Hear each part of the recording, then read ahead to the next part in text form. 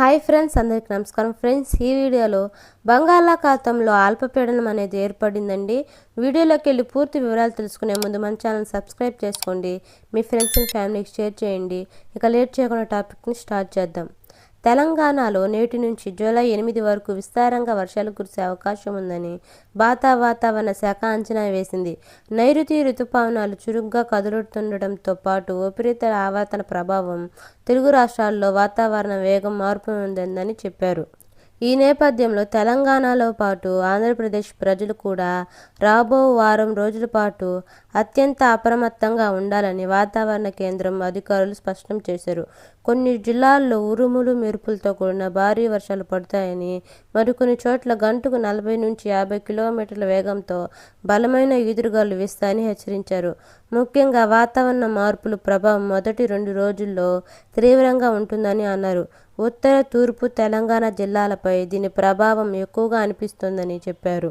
నేడు ఆదిలాబాద్, కొమరంభీం, ఆసిఫాబాద్, మంచిర్యాల, నిర్మల్, నిజామాబాద్, పెద్దపల్లి, జయశంకర్, భూపాలపల్లి, ములుగు, భద్రాద్రి కొత్తగూడెం, ఖమ్మం జిల్లాల్లో అత్యధిక వర్షపాతం నమోదయ్యే అవకాశం ఉందని అధికారులు తెలిపారు.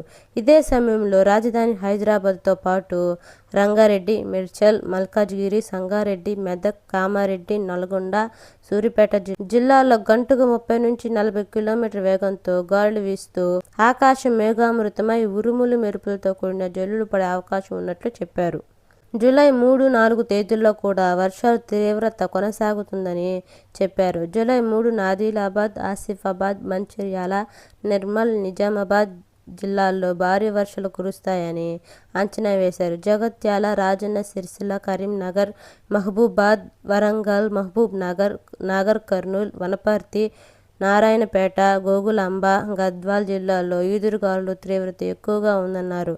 జూలై 4న రాష్ట్ర వ్యాప్తంగా తేలికపాటి నుంచి మోస్తారు వర్షాలు విస్తరిస్తాయన్నారు. జూలై 5 వాతావరణం మరింత తీవ్రంగా మారే అవకాశం ఉందని, ఈ రోజున ఆదిలాబాద్ నుంచి హైదరాబాద్ వరకు దాదాపు అన్ని జిల్లాల్లో గంటకు 40 నుంచి 50 కిలోమీటర్ల వేగంతో బలమైన ఉపరితల గాలులు వీస్తాయని ఐఎండీ స్పష్టం చేసింది.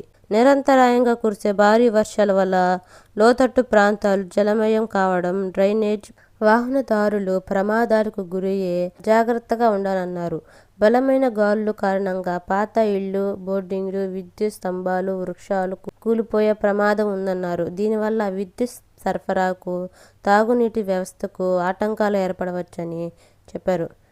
జీహెచ్ఎంపీ సహా స్థానిక మున్సిపల్ సంస్థలు, పోలీసులు, రహదారి, రైల్వే శాఖలు సమన్వయంతో ముందస్తు రక్షణ చర్యలు చేపట్టాలని, ప్రజలు అత్యవసరమైతే తప్ప బయటకు రాకూడదని ప్రభుత్వం హెచ్చరించింది. ఓకే ఫ్రెండ్స్, వీడియో నచ్చినట్లయితే సబ్స్క్రైబ్ చేసుకోండి. Thank you.